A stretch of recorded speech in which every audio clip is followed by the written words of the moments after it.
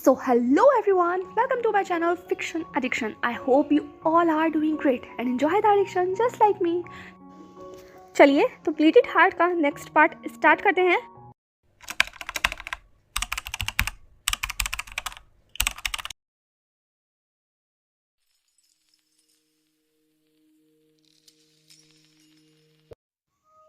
नहीं नहीं नहीं नहीं नहीं, ऐसा नहीं हो सकता।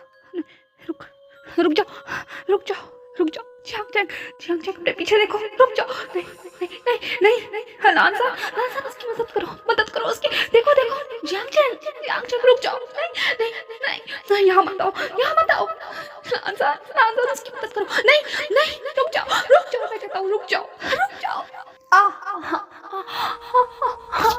रुक जाओ प्लीज मुझे। नहीं नहीं नहीं नहीं, जियांग चैन तुम अपने होश में नहीं हो, अपने होश में आओ। नानसान ये तुम क्या कर रहे हो? नहीं। एक बार फिर जिंगशी में एक चीख गूंज चुकी थी और ये किसी और की नहीं बल्कि वींग की थी। वींग अपने उस डरावने ख्वाब से जैसे चीख कर बाहर आ गया था। उसका पूरा चेहरा पसीने से भरा हुआ था, आंसू निकल रहे थे, आंखें लाल थी और बाल पूरी तरीके से बिखरे हुए थे। उसका पूरा शरीर कांप रहा था, ठंडा पड़ा हुआ था, गला सूख रहा था। उसने तुरंत अपने हाथों को अपनी बैली पर रख लिया। आंखों के सामने जो कुछ भी सपने में देखा था जैसे मान लो अभी भी चल रहा हो। उसने अपने दोनों घुटनों को मोड़कर अपने करीब कर लिया और अपने सर को उन्हीं घुटनों में दबाकर बैठ गया। वो डरा हुआ था, कांप रहा था। वो क्या महसूस कर रहा है लफ्ज नहीं दे सकता था। वो अपने अल्फा को याद कर रहा था, पर उसका अल्फा तो यहाँ था ही नहीं। उसने अपना हाथ अपने मीटिंग बॉन्ड के ऊपर रखा, लंबी सी सांस ली और लानसान का नाम एक तरीके से जपने लगा। पर लानवांगजी तो यहाँ था ही नहीं। पूरा 1 महीना गुजर गया था और इस 1 महीने ने वींग की दुनिया को एक बार फिर से उलट पलट कर दिया था। जब से लानवांगजी उस दिन जिंगशी से गया था वो वापस आया ही नहीं। वींग हर रोज़, हर रात, हर दिन बस दरवाजे पर यही आस लगाकर देखता रहता है कि कब लानवांगजी वापस आएगा। पर हालात को देखकर लगता है कि इतना जल्दी मुमकिन नहीं हो पाएगा। वींग वापस अपने बिस्तर पर लेट गया। उसकी आंखें खुली हुई थी और वो उन्हें खुला ही रखना चाहता था। इस 1 महीने में लगभग हालत इतनी बद से बदतर हो गई थी कि उसका सोना लगभग नामुमकिन हो गया था। जब भी वो अपनी आंखें बंद करता था एक काला साया जैसे उसे घेर लेता हो। इसीलिए वींग ने सोना लगभग बंद कर दिया था। वो पूरी कोशिश करता था कि उसकी पलकें ना झपकें, वो नींद ना ले। वो हर मुमकिन कोशिश करता था कि अपने आप को व्यस्त रखे और नींद से जितना हो सके उतना बच सके। पहले तो लैन शिजोई उसके पास बैठकर घंटों बातें किया करता था तो वींग का समय गुजर जाता था। पर पिछले 15 दिन से तो लैन शिजोई भी जंग के लिए जा चुका है। लगभग गूसू से हर अल्फा अब जंग के लिए गया हुआ है। किस बात से लड़ाई है कोई नहीं जानता, किससे लड़ाई है ये भी किसी को खबर नहीं है। सिर्फ कुछ लोग हैं जिन्हें रोकना है उस हद में दाखिल होने से जिस हद के बाहर अगर वो आ गए तो सब कुछ तहस नहस हो जाएगा।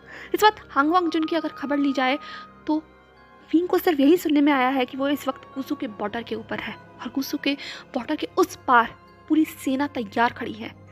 एक ऐसी सेना जिसके सीने में कोई दिल नहीं है, जो पूरी तरीके से बेरहम है, बर्बर है। वींग ने अपने बैली पर हाथ रखते हुए कहा, बेबी डरने की कोई ज़रूरत नहीं है, सब कुछ ठीक हो जाएगा। बस अपने फादर के ऊपर बिलीव रखना। हम वीक नहीं हैं, हम उनकी स्ट्रेंथ हैं, है ना? यही कहते हुए वींग बस सिर्फ अपने उस बैली को सहला रहा था, या यूँ कहो अपनी बेबी को वार्मनेस देने की कोशिश कर रहा था। पर लगता है ये मुमकिन नहीं था क्योंकि उसका खुद का शरीर ठंडा पड़ा हुआ था, बहुत ज़्यादा ठंडा। वो चलता फिरता बिल्कुल हड्डियों का ढांचा लग रहा था। उसके अंदर जान नहीं थी, या यूँ कहो जितनी थी वो सिर्फ इस बात के लिए अटकी हुई थी कि उस बच्चे को उसे बचाना है। अपने अल्फा की अनुपस्थिति में उसे अपनी बेबी को प्रोटेक्ट रखना है, खुद को प्रोटेक्ट रखना है। खुद से बात करते हुए और करवट लेते हुए वो रात भी गुजर गई। सुबह हो गई थी, कम से कम वींग के लिए तो हो ही गई थी। दोपहर के 5 बज रहे थे। अगर किसी और दिन ये वाक्य होता तो कोई अपनी आंखों पर विश्वास नहीं कर पाता कि वीर शियान सुबह 5 बजे जाग सकता है। पर वींग अब बदल गया था क्योंकि सोना तो लगभग नामुमकिन था। इसीलिए ठीक 5 बजे विंग बिस्तर छोड़ चुका था। उसने अपने कदमों को ज़मीन पर रखा। ठंडा था, सब कुछ ठंडा था। उसने अपने उन बिखरे हुए बालों को बांधा, अपने कदमों को आगे बढ़ाया और अब जाकर वापस जिंगशी के दरवाजे पर वो बैठ गया। वहाँ से वो सब कुछ देख सकता था। सब कुछ कितना खाली है, शांत है। एक सन्नाटा वहाँ पसरा हुआ है। उसके जहन में बहुत सारे ख्यालात चल रहे थे, या यूं कहो एहसास चल रहे थे। वो सारी मीठी यादों को याद कर रहा था जब वांगजी उसके पास होता था।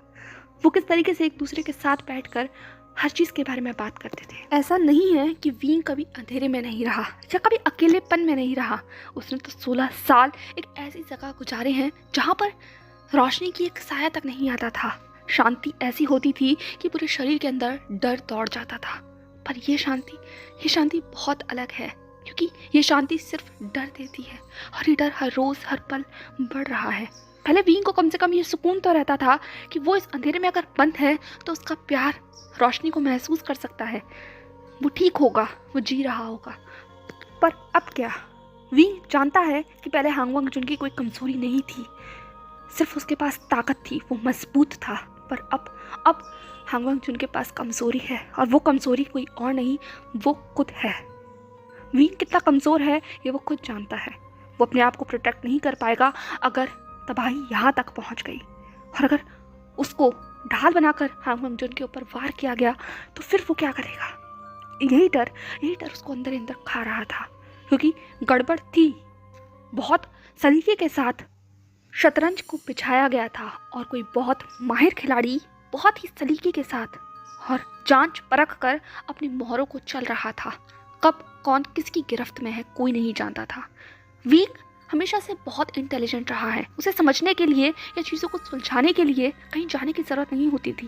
वो लोगों को जानता था, परखता था, और उसकी डार्क एनर्जी हमेशा उसे इतनी पॉजिटिविटी देती थी कि वो चीज़ों को भांप जाता था, और इस बार भी वो भांप गया था। ये जो कुछ दिखाई दे रहा है ये तो सिर्फ शुरुआत भर है, क्योंकि तबाही का आलम तो बस अभी शुरू हुआ है, और यही आलम बहुत जल्द एक विकराल रूप लेगा। और वींग उस वक्त क्या करेगा? क्योंकि चीज़ों को अगर समझना शुरू किया जाए तो गड़बड़ तो शुरुआत से ही है। वींग जानता था लान कुरिन, उसने हांगवांग जुन को इतनी भयंकर सजा दी। वो सजा जितनी ज़्यादा वींग को समझ आई थी उतनी क्या ज़्यादा लान कुरिन को समझ नहीं आई होगी। लान कुरिन लान वांगजी को कितना प्यार करता है ये बताने के लिए ज़रूरत नहीं है, पर वांगजी के जिस्म के ऊपर जो घाव थे वो घातक थे, इतने ज़्यादा घातक कि उसकी गोल्डन कोर तक डैमेज करते थे। ये किसने किया था? क्या उस वक्त सिर्फ वही चीज़ें थी जो दिखाई दे रही थी, या इसके उलट सच्चाई कुछ अलग थी? फिर उसके बाद वींग का इस तरीके से एकाएक उस अंधेरे से बाहर आ जाना, वींग ने महसूस तो किया था कि उसका यहाँ आ जाना कोई इत्तेफाक नहीं है। वो सिर्फ 16 साल के बाद यूं ही वापस नहीं आ गया है, किसी ने उसे बुलाया है। क्या वो सिर्फ नियोसेंग था या कोई और शक्ति भी थी जो उसे यहाँ पर वापस लेकर आना चाहती थी? पर 16 साल ही क्यों इंतज़ार किया गया इतने लंबे समय का? क्या किसी चीज़ के बनने की तैयारी हो रही थी जिसको पूरा होने के लिए 16 साल का समय चाहिए था? और फिर उसके बाद हांगवांग जुन और उसकी शादी, उसका वो मीटिंग बॉन्ड को शेयर करना, उन दोनों का शक्तियों का आपस में बंटवारा हो जाना, सब कुछ ऐसे ही नहीं हुआ। वींग आज भी उस चीज़ को भूल नहीं पाया है जब वेडिंग हॉल में एकाएक उन पर्दों को अचानक से खोल दिया गया था। वो रोशनी जब उस रूम में दाखिल हुई थी वो ऐसे ही नहीं आई थी, किसी ने बहुत ही सोच समझ कर उस चाल को चला था। लोगों को बताना चाहता था वो शख्स कि वो है, और उसके साथ साथ ये पैट्रियार्क भी वापस आ गया है। वो उस नफरत को इस्तेमाल करना चाहता था, पर उसके बाद फिर वो शांत क्यों हो गया? यही चीज़ वींग को सोचने पर मजबूर कर रही थी। वो अपनी सोच में डूबा ही हुआ था कि अचानक एक दस्तक ने उसे अपनी सोच से बाहर ले आया, और वो कोई और नहीं बाव से सरीन थी, जो कितनी देर से वहीं खड़े होकर वींग को इस तरीके से देख रही थी। और जब उनसे रहा नहीं गया तो फाइनली अंदर आ ही गई। वींग ने उन्हें देखते हुए कहा, आप? वो खड़े होना चाहता था पर बाव से सरीन ने मना कर दिया। उन्होंने तुरंत कहा, वहीं बैठे रहो, कोई ज़रूरत नहीं है इतनी फॉर्मेलिटी करने की। अब तो तुम्हें मेरी आदत हो जानी चाहिए, आखिर पिछले 1 महीने से मैं ही तो तुम्हारे साथ हूँ। ये कहते हुए वो मुस्कुराने लगी, पर वींग के चेहरे पर कोई मुस्कुराहट नहीं थी। उन्होंने कहा, लगता है मामला कुछ ज़्यादा ही गंभीर है। वैसे बताओगे तुम क्या सोच रहे थे? क्या अपने अल्फा के बारे में सोच रहे थे? विंग ने तुरंत अपना सर झटकते हुए कहा, नहीं नहीं, या फिर यूँ कहो हाँ भी और ना भी। बॉस सरेन ने कहा, इसका मतलब हांग वांग जुन के बारे में तो ख्याल पक्का था ही, पर इसके अलावा कोई और चीज़ भी है जो तुम्हें परेशान कर रही है। मैंने ठीक कहा ना? विंग तुरंत बाउस सरेन की तरफ देखने लगा। वो दोनों एक दूसरे को इसी तरीके से देख रहे थे। विंग ने कहा, मास्टर क्या मैं आपसे कुछ पूछ सकता हूँ?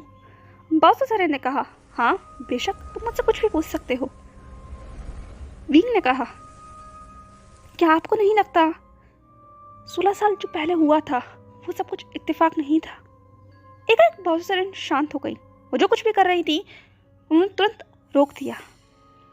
उन्हें इस तरीके से होता हुआ देखकर विंग ने कहा, मास्टर। बाउस सरेन की आंखें झुकी हुई थी और विंग की पकड़ अपने रोप्स के ऊपर टाइट हो गई। ये डर सच साबित हो रहा है। वो जो सोच रहा है वो गलत नहीं है। बाउस सरेन ने विंग की तरफ देखते हुए कहा, तुम कहना क्या चाहते हो? विंग ने कहा, वही, मैं आपसे वही कहना चाहता हूँ जो आप सोच रही हैं।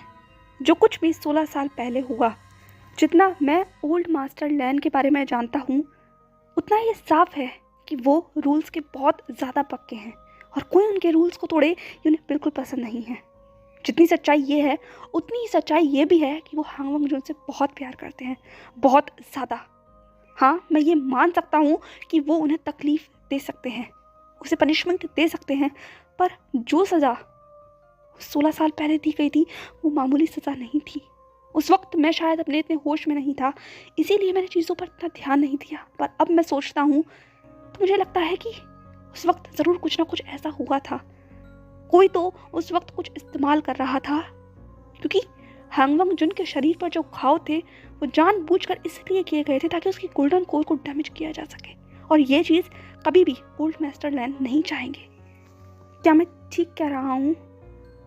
बोलिए मास्टर, आप इस बारे में क्या कहना चाहेंगी? बाउस सरेन ने कुछ नहीं कहा। उनकी निगाहें अभी भी झुकी हुई थी। उनके हाथों में चाय का कप था जिसके साथ वो खेल रही थी। यूँ कहो शांत होकर इंतज़ार कर रही थी कि विंग अपनी बात को ख़त्म करे और वो कुछ कहें, या वो किस तरीके से कहें। विंग ने जब इस तरीके से शांत होते हुए देखा तो उसने अपने आप को थोड़ा और ज़्यादा करीब किया बाउस सरेन के। उसने कहा, मास्टर, मैं जानता हूँ कि आप कुछ जानती हैं। मैं बस आपसे यही रिक्वेस्ट करना चाहता हूँ कि प्लीज़ मुझे बताइए। ये चीज़ें मुझे परेशान कर रही हैं, बहुत ज़्यादा परेशान कर रही हैं। बाउस सरेन ने कहा, विंग, तुम्हें याद है कि मैंने तुमसे क्या कहा था जब तुम अपनी यिंग और यांग एनर्जी को तोड़कर हांग वांग जुन को देना चाहते थे? विंग ने कहा, आपने मुझसे मना किया था, आप नहीं चाहती थी कि मैं ऐसा करूं। बाउस सरेन ने कहा, हाँ, मैं नहीं चाहती थी तुम ऐसा करो, पर तुमने किया क्योंकि तुम ज़िद्दी हो, और अगर एक बार किसी चीज़ की ज़िद पकड़ लेते हो तो फिर उसे कर ही रहते हो। विंग ने कहा, पर मास्टर, हमारे पास उस वक्त और कोई भी रास्ता नहीं था। बाउस सरेन ने कहा, पर क्या तुमने ये सोचा कि उस चीज़ तक पहुंचने की नौबत ही क्यों आई? नहीं सोचा तुमने। तुम सिर्फ बिलख रहे थे, चिल्ला रहे थे, चीख रहे थे मेरे ऊपर।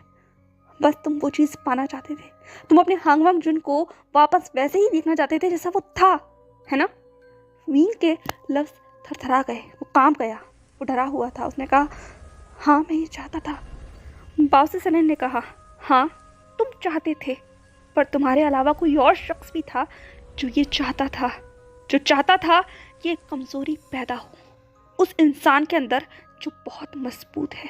उसने बहुत बारीकी के साथ इन सारे तारों को बिछाया था और तुम उसकी उस राह पर चल दिए। तुमने वो गलती कर दी जो वो करवाना चाहता था। और खैर, इसमें तुम्हारी भी पूरी तरीके से कोई गलती है नहीं, क्योंकि उसने चाल ही इतनी ज़्यादा अच्छी चली थी कि उसके उस पार भी उसकी जीत थी और इस पार भी उसकी जीत थी। तुम अगर अपनी उस शक्ति को हांग वांग जुन को ना देते तब भी वो जीत जाता, क्योंकि उस वक्त जो हालत थी लान वांग जी की, वो मरने के काबिल था, मरने के कगार पर था। और अगर तुमने उसे वो दे दिया जो वो चाहता था, उसके शरीर को मजबूत बना दिया, पर एक कमी आ गई, और वो कमी थी कि तुम दोनों की रूह जुड़ गई। अब तुम दोनों को वो शख्स कंट्रोल कर सकता था, क्योंकि एक कमज़ोरी तुम्हारे अंदर पैदा हुई थी और तुम्हारी कमज़ोरी हांग वांग जुन की कमज़ोरी थी, और उसी कमज़ोरी का वो फ़ायदा उठाना चाहता था। इसीलिए उसने ये सब कुछ किया। इस तरीके से मजबूर किया तुमको कि तुम ये करने पर मजबूर हो जाओ, और वो जीत गया क्योंकि तुमने खुद ये किया। रोते रोते ही सही, या यूं कहो हंसते हंसते ही सही, तुमने प्यार में ये गलती कर दी और उसके हाथ की कठपुतली बनकर रह गए। वीन के चेहरे के रंग पूरी तरीके से उड़ चुके थे। उसे कुछ समझ नहीं आ रहा था कि वो क्या कहे, क्योंकि जो कुछ उसने सुना था उसने उसके दिमाग को पूरी तरीके से अशांत कर दिया था, यूं को ब्लैंक कर दिया था। बाउंसर ने कहा, वीन तुम जानते हो ना कि तुम एक ट्रू ब्लड ओमेगा हो। वीन ने तुरंत बाउंसर की तरफ देखा, जैसे कि वो जानना चाहता हो कि इस बात का मतलब क्या है। वीन ने कहा, हाँ हाँ मैं जानता हूँ। बाउंसर कहती हैं, हाँ तो क्या तुम कभी अपने उस ओमेगा से मिले हो? वीन ने कहा, मतलब? बाउंसर ने कहा, मतलब बहुत साफ है। क्या कभी तुमने झांक कर अपने ओमेगा से बात की है? क्या कभी तुम अपनी ओमेगा फॉर्म में आए हो? वीन ने कहा, ये होना तो नामुमकिन था, क्योंकि मैं उस वक्त 18 साल का भी नहीं था जब मैंने अपनी गोल्डन कोर जियांग चैंग को दे दी थी, और मेरे ओमेगा को मुझ पर काबू पाने के लिए, या फिर यूँ कहूँ मुझे मेरी ओमेगा फॉर्म में आने के लिए मेरी गोल्डन कोर चाहिए थी। और जब मेरी गोल्डन कोर मेरे पास थी ही नहीं तो मैं कभी अपनी ओमेगा से मिल ही नहीं पाया। मैंने अपना फर्स्ट ट्रांसफॉर्मेशन भी नहीं किया है। बाउंसर ने एक लंबी सांस ली और फिर कहा, मैं समझ सकती हूँ, अगर तुम अपनी ओमेगा फॉर्म में आ जाते तो तुम पहले ही पहचान जाते कि लानवांग जी तुम्हारा फिटेड सोल पार्टनर है। तुम्हें पता है तुम दोनों एक दूसरे की मजबूती हो, पर अब तुम एक दूसरे की कमज़ोरी बन गए हो, क्योंकि जो कुछ भी हुआ है उसने तुम दोनों के बीच में ही दरार डाल दी है। तुम दोनों एक दूसरे के बगैर अधूरे हो, पर हाँ, अगर तुम एक बार पूरे हो जाते हो तो दुनिया की कोई ताकत तुम्हें तोड़ नहीं सकती। यही चीज़ उस शख्स ने भी सोची होगी 16 साल पहले, जब भी उसने ये कदम उठाया और तुम दोनों को इस तरीके से अलग कर दिया। पर जो सोच पहले वाले शख्स की थी वो सिर्फ यही थी कि वो तुम दोनों को अलग कर दे और तुम्हें अंधेरे में बंद कर दे, जिससे हांगवांग जुन इस तरीके का हो जाए। पर 16 साल के बाद जो अब परिस्थितियां हैं, उससे ऐसा लगता है कि ये कोई और ही शख्स है जो अब चाल चल रहा है। वो नहीं है जिसने जो कुछ भी किया, ये कुछ अलग है, ये कोई और है। अब किसी और ने कमान थाम ली है, क्योंकि पहले वाला शख्स तुम दोनों को अलग कर कर कल्टीवेशन वर्ल्ड में शायद अपनी जगह बनाना चाहता था, या यूँ कहूँ अपने मुकाम को पक्का करना चाहता था, जिस कोशिश में वो लगा हुआ था। पर अब जो शख्स है वो तो इस कल्टीवेशन वर्ल्ड को तबाह करना चाहता है। ऐसा लगता है उसके अंदर की जो नफरत है वो बहुत बढ़ चुकी है, और ये नफरत सच में सबको तबाह कर देगी। पर क्या अब कुछ नहीं हो सकता? वीन ने कहा।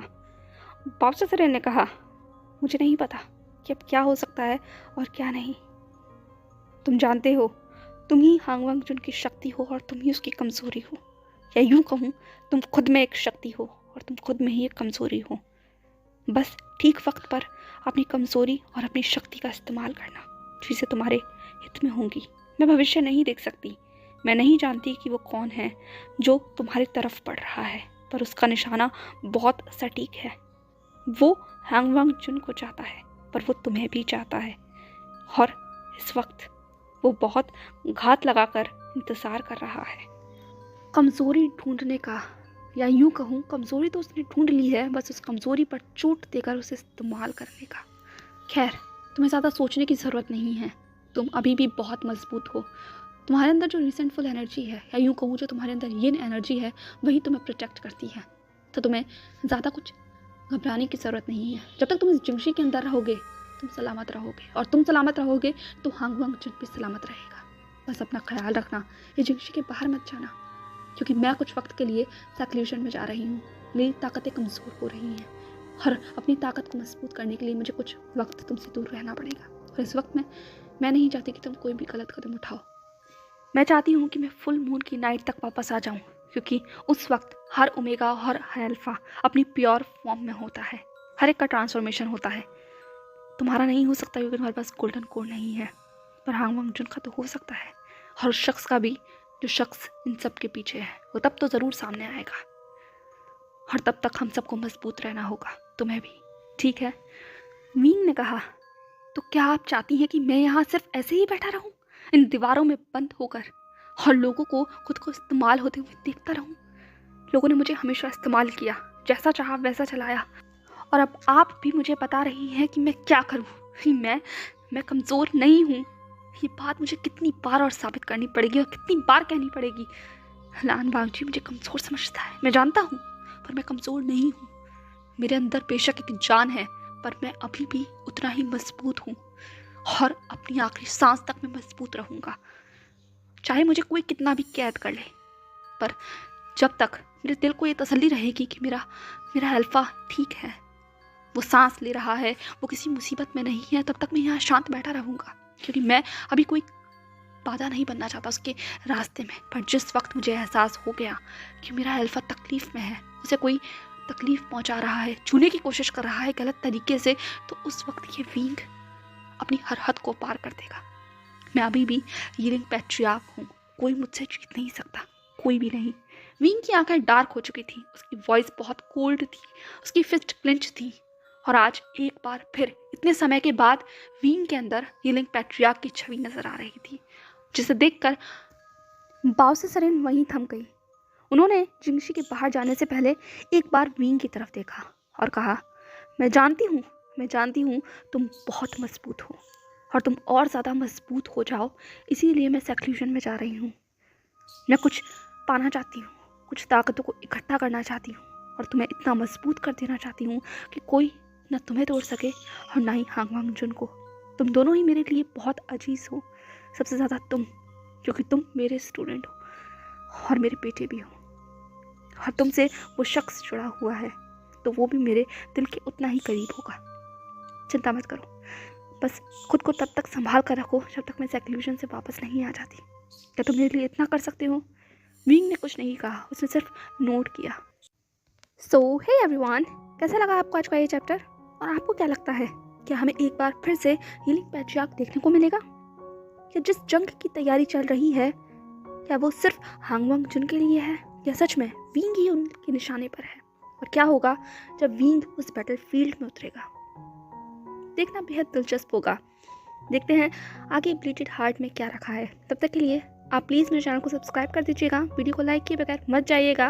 मिलते हैं नेक्स्ट एपिसोड में, और आपके पास कोई असम्पशन हो तो डेफिनेटली मेरे साथ कमेंट सेक्शन में शेयर कीजिएगा, फिर देखेंगे हम आपकी असम्पशन कितनी ज़्यादा करेक्ट होती है। तब तक के लिए stay safe, stay happy, follow for more, don't forget to subscribe my channel and hit the like button. Bye bye, and या in the last, thanks for watching. Bye bye.